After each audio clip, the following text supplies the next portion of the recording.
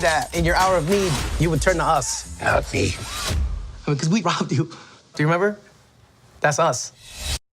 Ant-Man is a new film in the Marvel Cinematic Universe, and we're about to review it very late. This is a spoiler review. It's not that late, actually. It's late in terms of probably by the time you all see it. Yeah. Because there's loads out, but in terms of us in the UK, we couldn't have seen it any earlier. Yeah, because of the World Cup. It's quite early if you class it as a UK review, really. It's not before the film, but it's literally, it came out yesterday. And we saw it in the UK, but everybody in the UK, fortunately, we don't live in North Korea where they have limited access to the internet, so everybody's seen a review of this at some point who's interested in it. But we're going to talk about it as well to our very few subscribers. So kind of a review. I'm just going to spoiler talk, aren't we? And then give it a score. Yeah, it's a spoiler talk. It's a spoiler talk with a score at the end. Yeah, I won't call it a straight up review. Well, it's a review basically. Yeah, kind of, but not. All right. I don't know. I can't imagine it being structured. Anyway, just talk about what we're babbling now. What did you think of this film? Rough thoughts on it, like initial thoughts. It was okay. Yeah. I mean, I was thinking about it last night because I come out of it and I was like, I think it could have been better than the first, but I wasn't sure. I think there was a lot, because there was a lot of jokes in the first one. I think there was a lot more jokes that hit in this one that I can remember. I mean, I can't really remember the first one that well. I should have rewatched it. I don't remember anything. I remember, I saw his wife at the beginning of this, or his ex-wife. Yeah. And I was like, who the fuck's that? And it took me a while until I realised that he had a daughter with her. I was like, oh yeah, it's his ex-wife. But I do not remember that woman being in the film. She wasn't in the first really one. in it a lot though. In the first one, I remember the man. I remember her dude, but I can't remember why I remember. I think it's just because he's got a memorable face and voice. Yeah. But yeah. I mean, it was okay. It wasn't amazing. There was stuff I liked in it. There was stuff that didn't really make sense. More like. Well, we'll just go straight towards. Yeah, the it's end. just like it will just go all over the place. Everybody's seen it by now. When was it Michelle Pfeiffer's character? Michelle Pfeiffer. Yeah. When she comes back out of the quantum realm, and it just, you got the ghost woman who obviously is hunting. She wants to, however, she's in this machine. I don't know what it does. It extracts something from her, I suppose, doesn't it? So she can be normal. Yeah. So when she comes out, you'd think there would have to be some kind. It would just have to drag on unless there's a way that she can automatically be healed. So I feel like it was just convenient for the story that Michelle Pfeiffer can, whatever happened in the quantum realm, she come out and she can just heal her. I mean, it doesn't really explain what happened to her in the quantum realm. There was like a brief comment, but like but Ant-Man's in there now, so they'll probably deal with that in a later film. In 10 years, 20 years, however many years time, if you watch this film on its own merits, there's going to be a lot of stuff that don't make sense. I think you'll find that with a lot of Marvel films. Maybe. Like, there's a lot of stuff where you're like, what? Like, if you watched it on the... Because, like, imagine trying to watch going from Iron Man 2, to Iron Man 3. Yeah, and what happens in between, you're like, what the fuck? Like, when did this happen? But you have to watch Avengers. So they assume, by now, I think everybody knows, you have to watch all of them, really. Like, you have to... you can't just jump in. I mean, also, they're on about how, like, time in the quantum realm is different to time in our reality. Do you know what I mean? So I want to know, like, was she in there long? Did she, like, how did she survive? Because she's got a different costume on. If time is different, wouldn't she would have not aged, or would she be a lot older? I thought that she might not have aged, but then they'd have to do the de-aging thing. Plus it would have been weird if she come out and you got this young woman and she. I didn't realise that. I didn't realise that Michelle Pfeiffer was that old now. I didn't know that. But you see what I mean? It's like, or maybe it will make sense after a few films. But I mean, watching it now, there's a lot of unexplained stuff that didn't really make sense and seem convenient. Yeah. Also, what's that guy's name?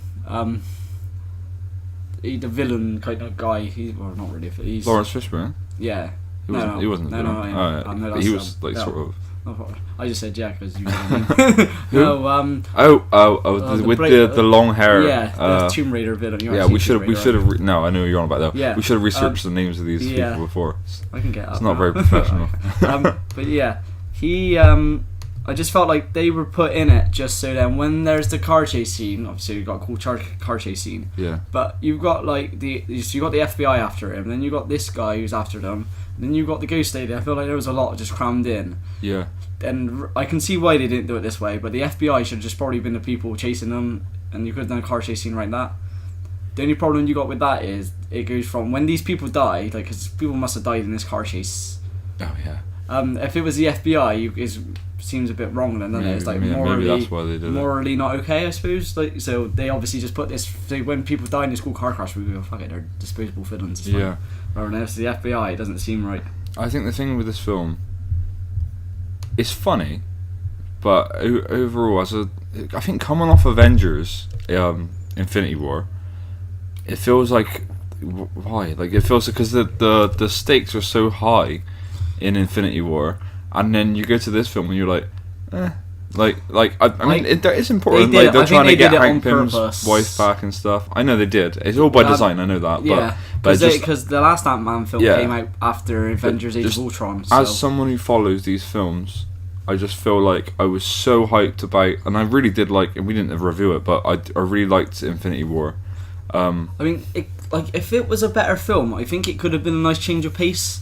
I think if it was a good film and you got this really high stake film, people die, and then you got a film that's not so high stake, then ends up, fitting into that storyline. You know what I mean? I don't think it was a bad film. No, it wasn't a bad film. Like I said, it was okay. It wasn't any better than okay. No. I mean, I feel obliged to buy the Blu-rays of these Marvel films, and I shouldn't. Buy them. I only buy the ones that I genuinely like. I own all the ones so far, so I probably will end up buying it. But I mean, I wouldn't recommend people buy it.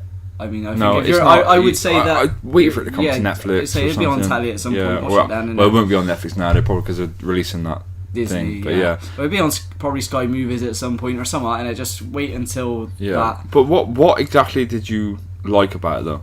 We're trying to structure this review a bit, so we're a bit all over the place. I'd been not. I got notes. You got notes. You came prepared. I don't know. All my notes were negative. Oh, they're all negative. So you didn't like it? I did like it. I enjoyed it. A lot of the humour I thought hit. I enjoyed it, but I know when I'm not. And we need to try and actually talk about our actual points about what we like and don't like. Because at the moment we're like, end of the review. But basically, I loved the humour. I think the humour was spot on for the most part. I laughed at pretty much every Wasp joke. Was a cool character. Yeah, she was cool. She was cool in the first one. Yeah, as but well. it wasn't the same, was it? I mean, now she's I would say she's front and centre. I would say she's just as much as the star of this film as. I would say she's even more so the star of this film. Possibly because it's her story. I feel like because Ant-Man's really just kind of joining in. I don't mind that Ant-Man's pushed to the side a bit, which he's got his own film, so I suppose it's not that big of a deal. But I felt like they pushed him. Not only did they push him aside, they made him more like an idiot as well. I know some of the stuff wasn't his fault; it was his suit was malfunctioning. Yeah, but I thought they made him a bit more idiot. But I think that was clever because Paul Rudd's a comedian. Yeah. More than anything, he's a comedian. This is a guy that took on the Falcon. In the last film. Yeah, but his suit was working. Yeah, but I think some of the choices that he made are still a bit more idiotic than... Maybe, but I think the film's called Ant-Man and the Wasp, right? So you've got... The first one was very Ant-Man centric. Yeah. And then this one, coming off that first one, with the story of the quantum realm and stuff like that, the Wasp is now also the co-star. Yeah. Therefore, it's her story now. Yeah. You've got both of them, it's her story, and they're using Paul Rudd's biggest strengths, which is his comedic timing and just the way he's a lovable person, isn't he? He's really funny and he's just likable. Yeah. So they're using that and to complement the Wasp story. Yeah.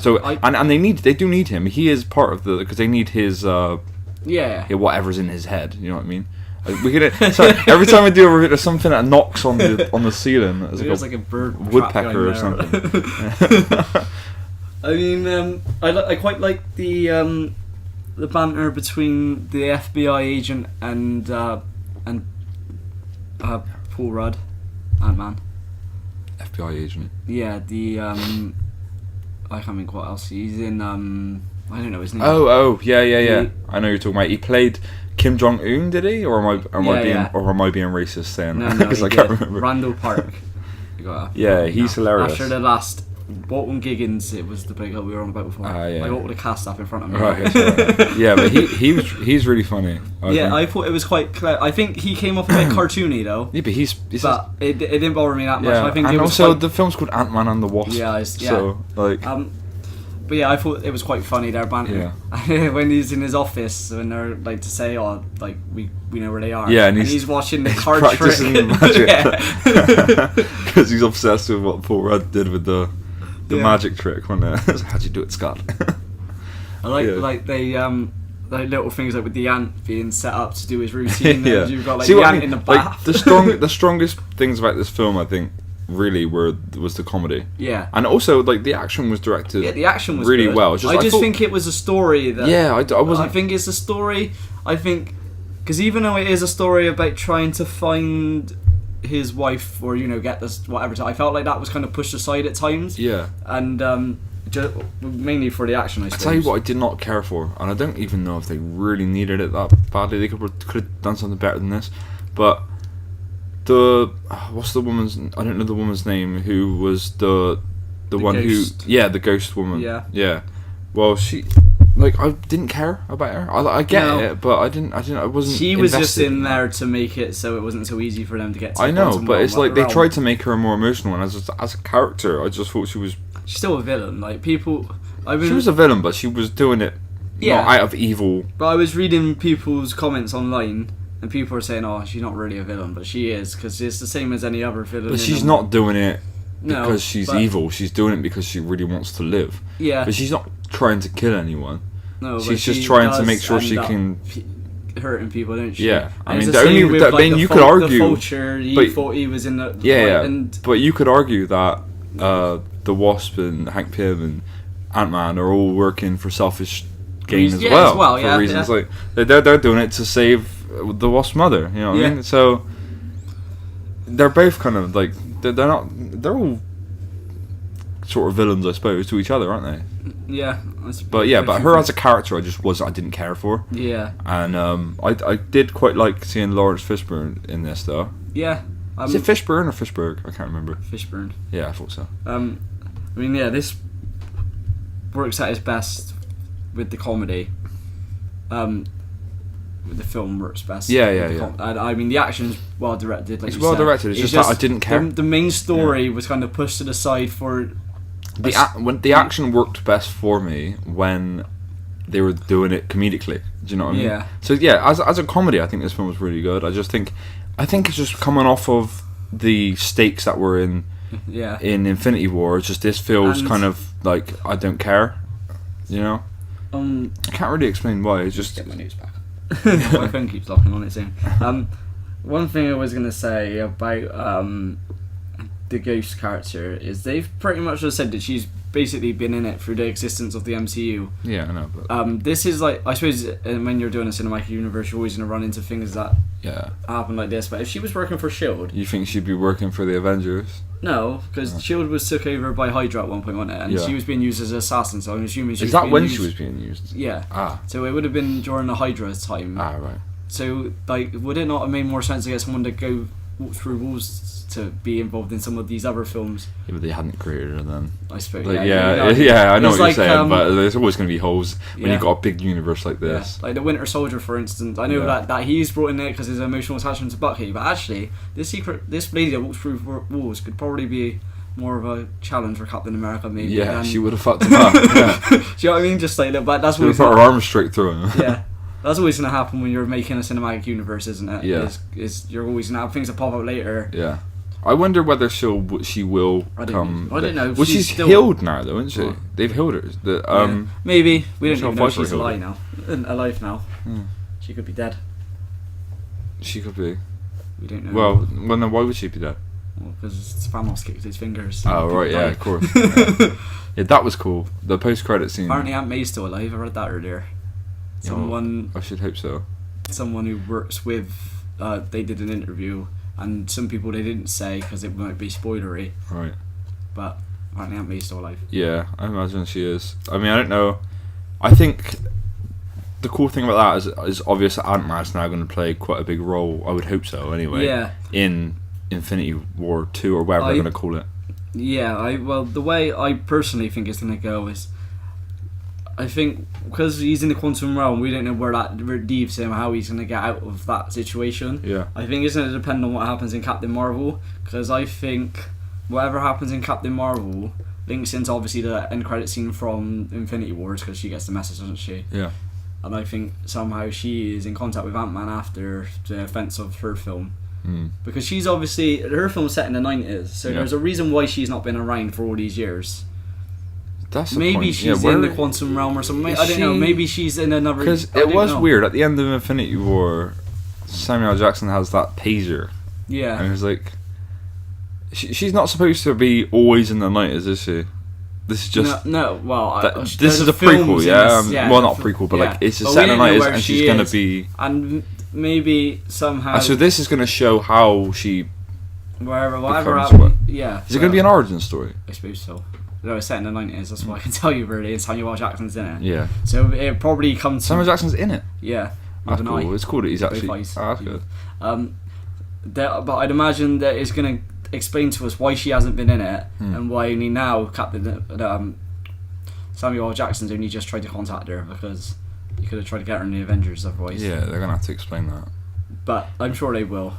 Talking of holes in logic, in this film, right, they're carrying. They make the lab that they make shit in really small, yeah, and then they're carrying it around. Doesn't all this? I know it's just stupid, but doesn't all the stuff inside of the building that they're carrying all like tip over and shit, all the lab equipment and stuff like that? You think so, wouldn't you?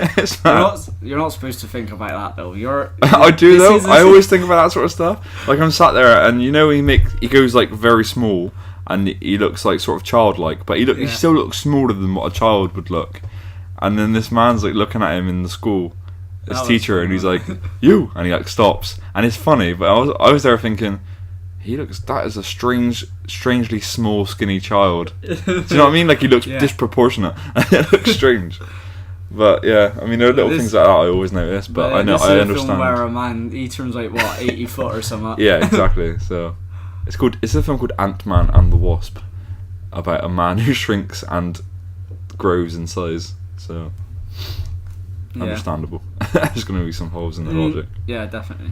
I mean, yeah, you're right. I think like when coming off the back of Infinity Wars, we got this film with quite high stakes, quite an epic film, and at the end kind of leaves you a bit like I don't know, like not chilled. Do you know what I mean? Like yeah. And then you go into this film which is just light-hearted. Light-hearted, fun little romp, and then at the end.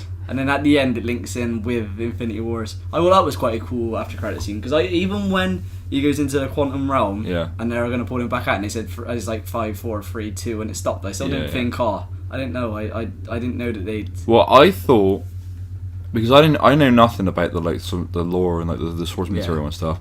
So I thought maybe the quantum realm is where the other people who turn to dust went. I don't think it is now, but like at the time I thought that, and I was like, "Oh, it's like is Spider-Man like cut off his like thing? And he's trying to like ask him how to get back." I reckon they might just be in the Soul Stone.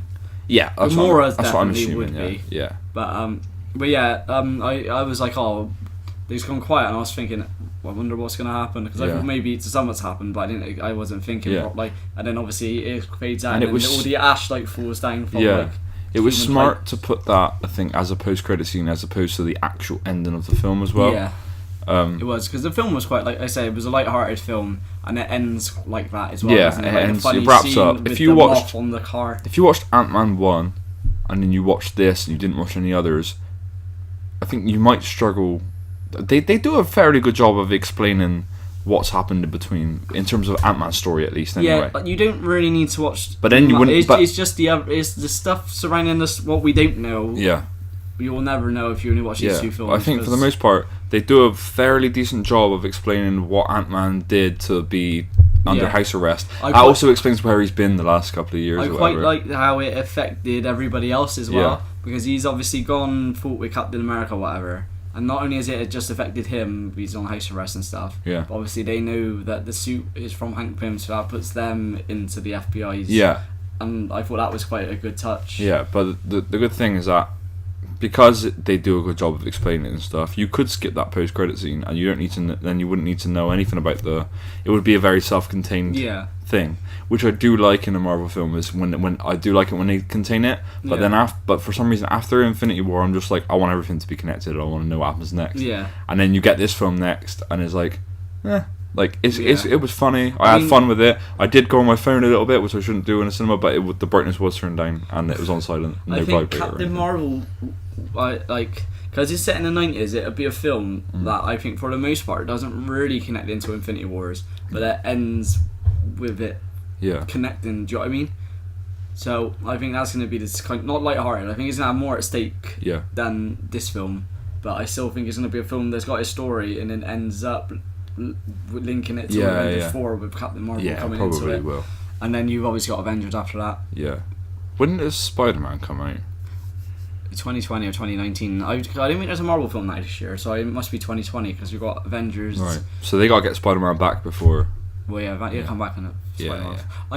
I think the title of Spider-Man's in a trick. It's there to trick us. It's Spider-Man Far From Home. I think it's there entitled that you think, he's still going to end up in space. I think he's going to be at home. Is that the title of a comic? I don't know. I was just wondering if there was a story. I think it was there to tease you. Okay, he might still be lost in space, but I think he'll be home and it would be like a. Yeah, probably.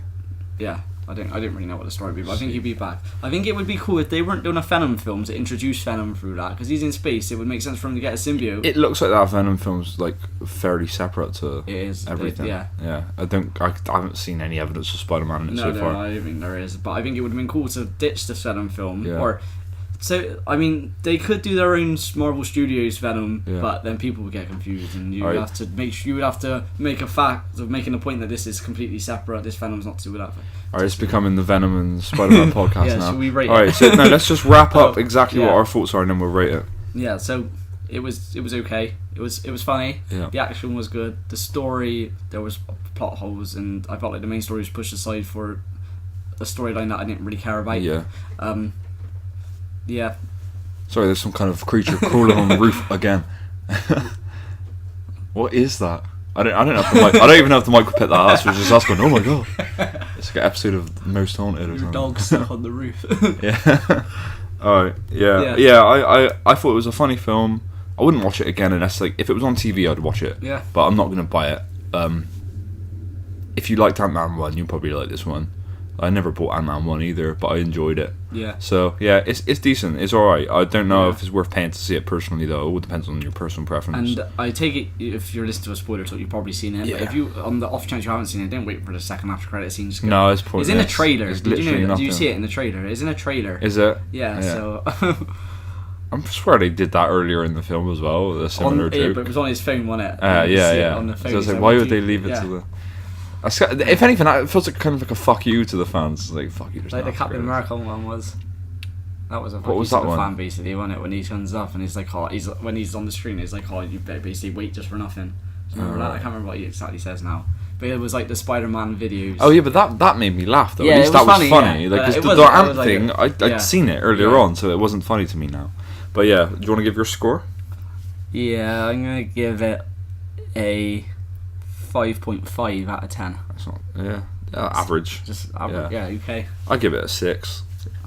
Yeah, I thought it was alright. I enjoyed it for the most part, but I know the way I know that if I really like a film or not is if I don't go to the toilet halfway through. If I go to the toilet halfway through, it means I don't really give a shit. Yeah. If I don't, that means I'm really into it. But yeah, and I went to the toilet, obviously. You didn't give a weird score this time. Well, like a point. Like a point. I was going to. I considered a 6.5, but I didn't. Yeah, 6.5 is alright. But it's when you did like 6.9 before or something like that. What's wrong with that? That's almost 7, but goes 7, 8.5, 8. I don't know what you're talking about. Anyway, yeah, Ant-Man. It's alright. Yeah. Don't go see it in cinema, watch it on Netflix. No, well, whoever's listening to this now hasn't. They've already seen it, I'm assuming, otherwise we'd just spoiled a lot of the film for them. Alright, catch you next time, I suppose. Worst sign off ever.